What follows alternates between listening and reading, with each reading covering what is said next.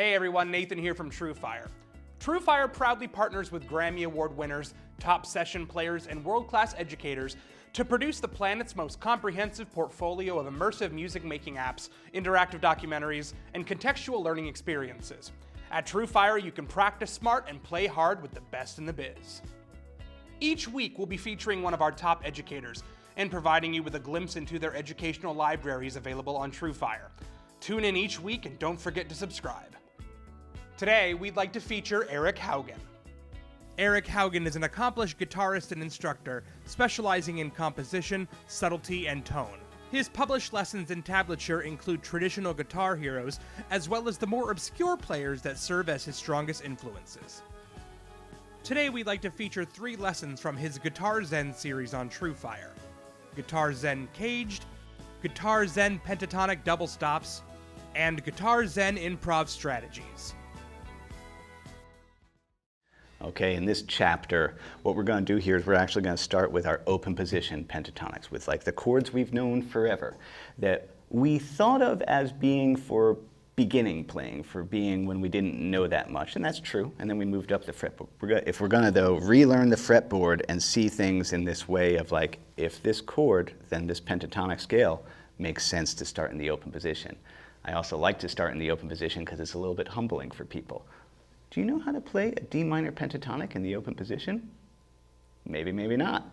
So it's funny, it's a thing, our little brains don't like that there's notes that we don't touch. And so it's a fun challenge. And overtones in the open position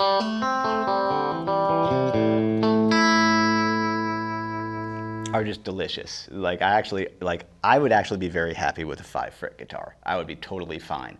So that's why we start with this. And so we're gonna go over like C, A, G, E, D. Notice, caged.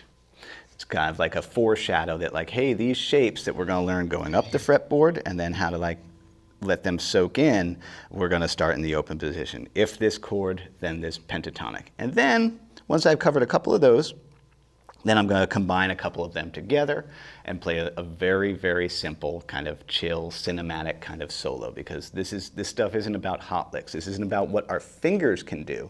It's about what our brains can do. Join me. Let's play a C chord. We all know this by now. That's how you play a C chord. I don't need to tell you how to do that. The next thing we want to do is we want to look at the open position major pentatonic that goes with that C chord. Let's check it out. Let's come back down. And the eternal truth here is that for the rest of your life, every time you play this chord, or any chord that ultimately looks like that, those notes are available to you as fill options or even lead options. And yeah, you can probably recognize that is literally My Girl.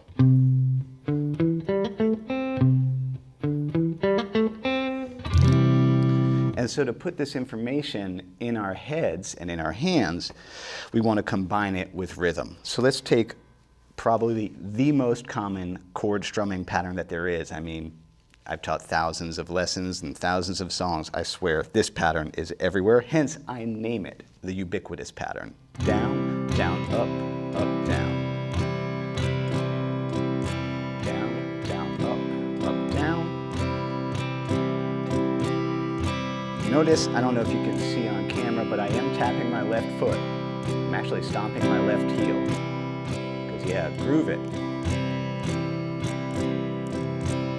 Yeah, a wide swath of mid-tempo to up-tempo songs, that's the default setting. And yeah, I think it's important for us guitar players to have names for the strum patterns that we learn. It's our job. It's our job to know chords and grooves just as much as it is to know all the tasty, tasty scales.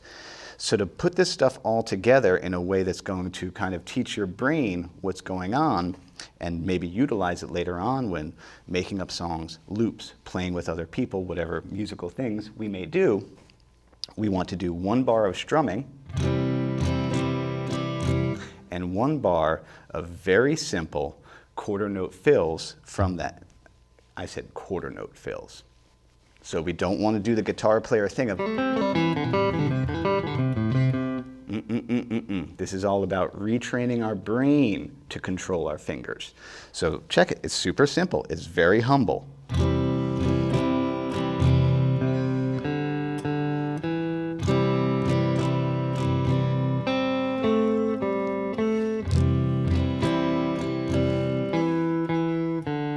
I'm not trying to impress you right now.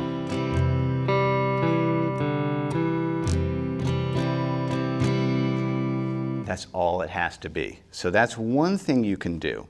You can just, with no loop going, with no backing track going, you can just calmly and relaxedly just strum a C.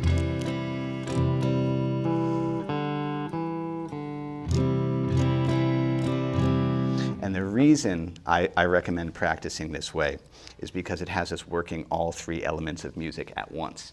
Rhythm, harmony, melody. Rhythm is the groove. Harmony is the chord, melody is the fill, as opposed to we know what we do. We learn a scale and we kind of noodle around with it. Super fun. I will never tell someone to not noodle, but if we want to start to rewire our brain to see, you have a chord, you have a pentatonic scale. Boop, boop, boop, boop. They're right there. They're right there next to each other.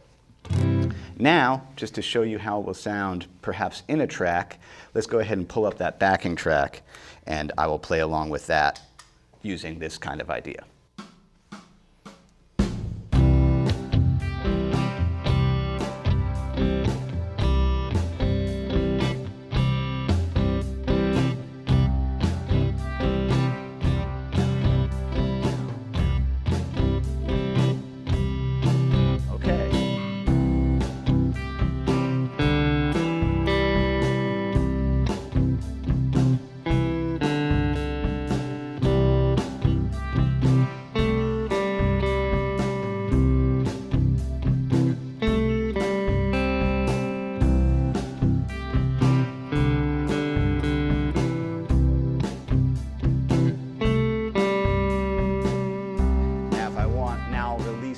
From the backing track. Keep it rolling though.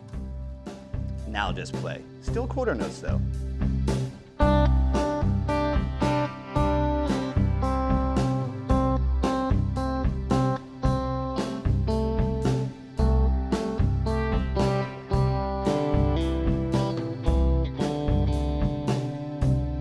So fun.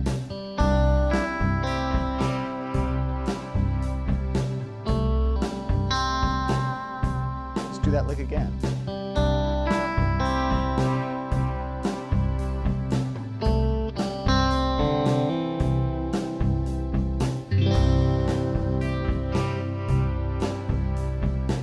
We'll stop there.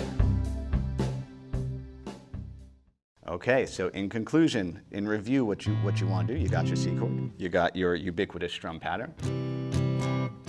So assignment 1 would be, ubiquitous with quarter note fills.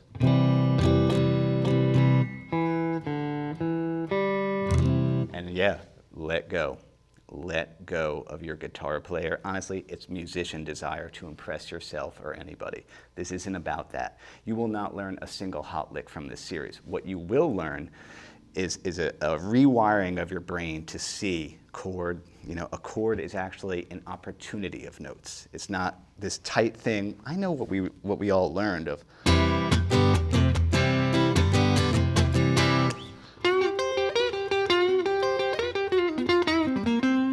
That's super cool, super fun. But what I'm trying to do here is show you that it all can happen in the same place. And so, to make it happen in the same place, it has to be simple. For now. It can get more complicated, but why would I do that with the first lesson in the series?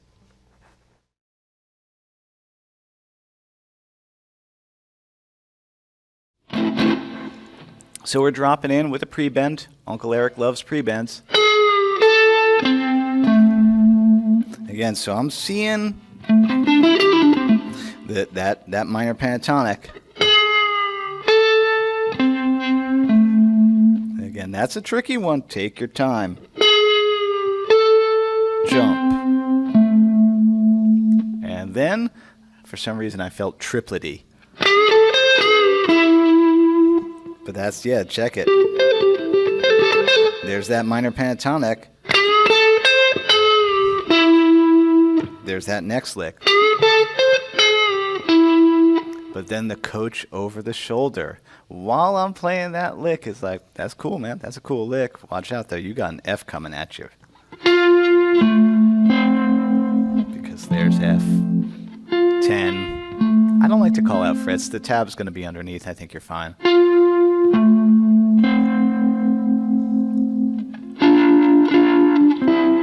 So I'm hanging on that F, and then the coach is like, yo, throw some double stops at that.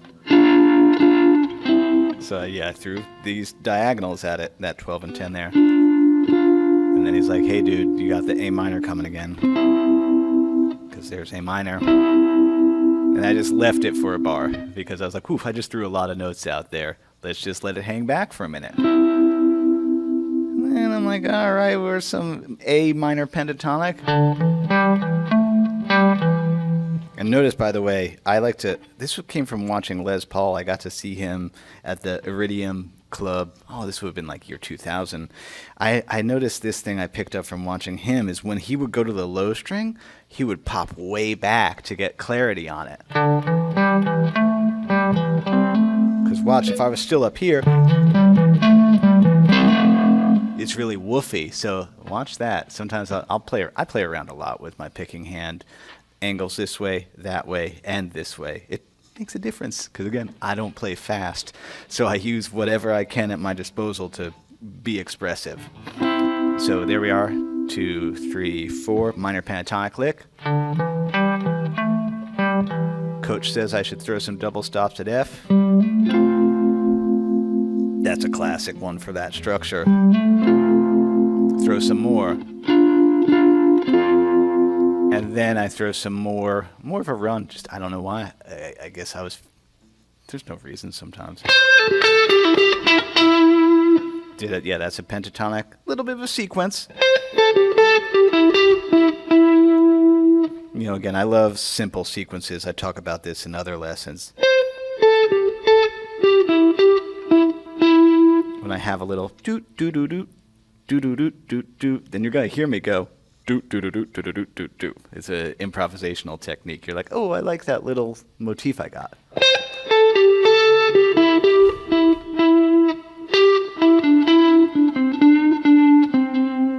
So that was like a big, simple sequence out of that structure of A minor pentatonic.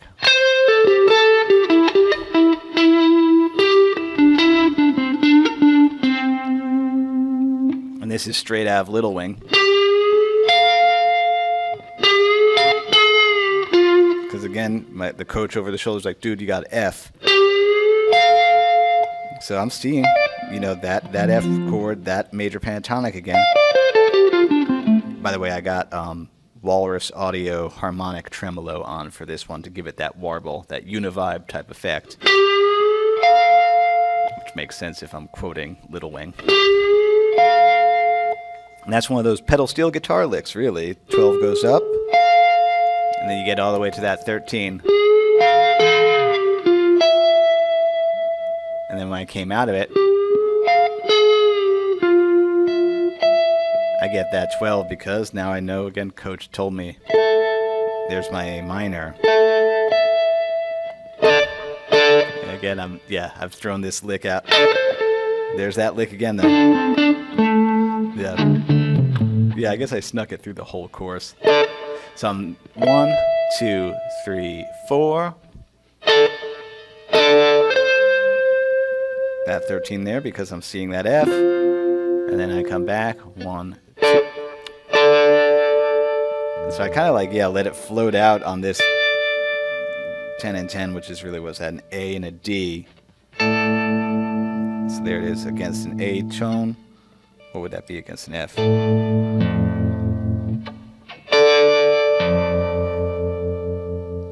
That makes like a F6.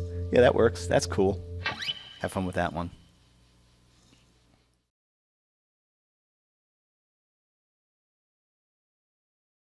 Okay, so the consequent phrase, as it is called, what is it? Consequent and antecedent?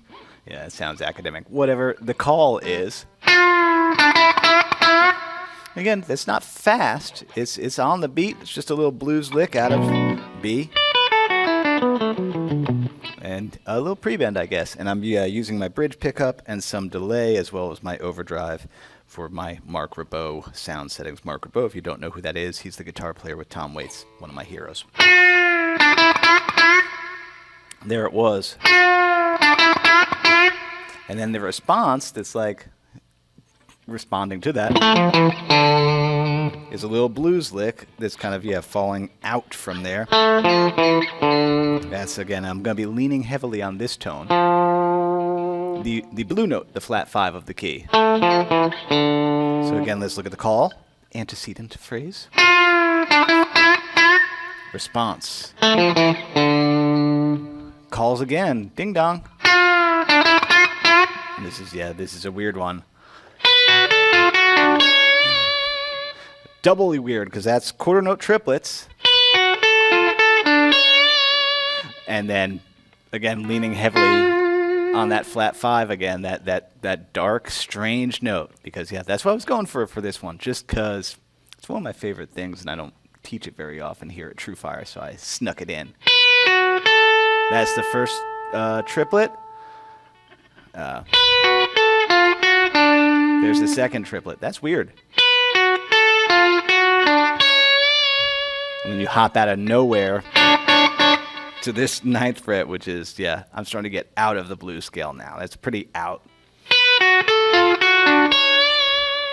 At some point, I guess I'll do a whole course on skronk and playing out. It's fun. It's fun to do in minor keys specifically. And then I do the technique of repeating that little idea. Just that little bend. I was like, that's nice. Let me stay with that note for a second. Oh, I like that. Let me move that motif to a different string.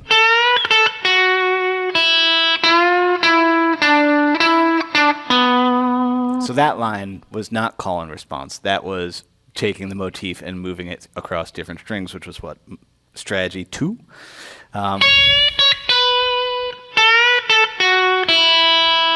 Random open.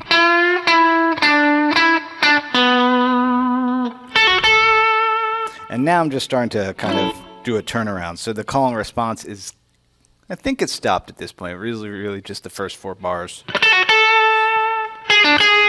Again, that's there because I'm playing to the changes just a little bit. Like I said in other videos in this series, like we should know what the changes are.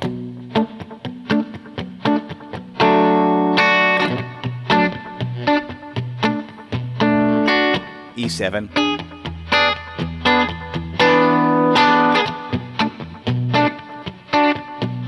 This is neat though.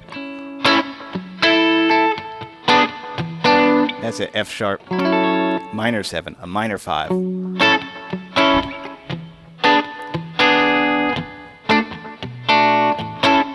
And so that's why that note on the turnaround is going to work there.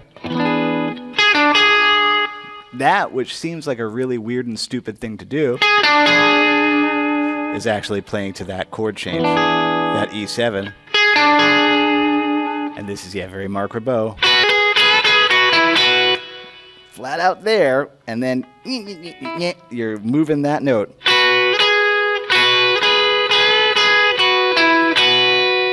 Move the motif across to different strings. So...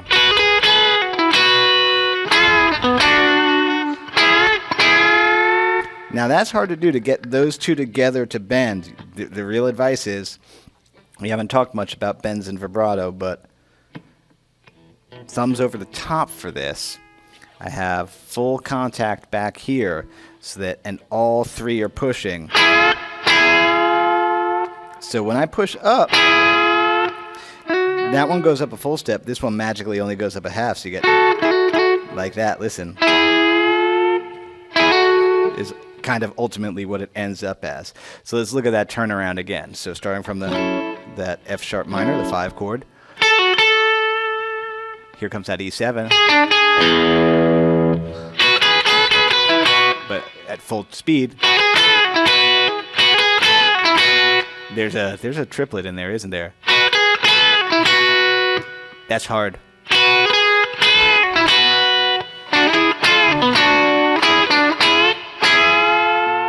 That's one of those licks, I often tell people this, that alone is an evening of work.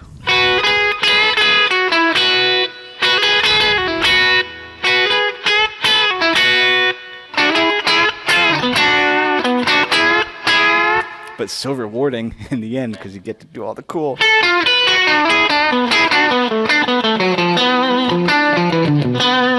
One of my favorite things to do in minor keys when I want to make them, like minor keys are already kind of spooky. If I want to make them spooky and macabre.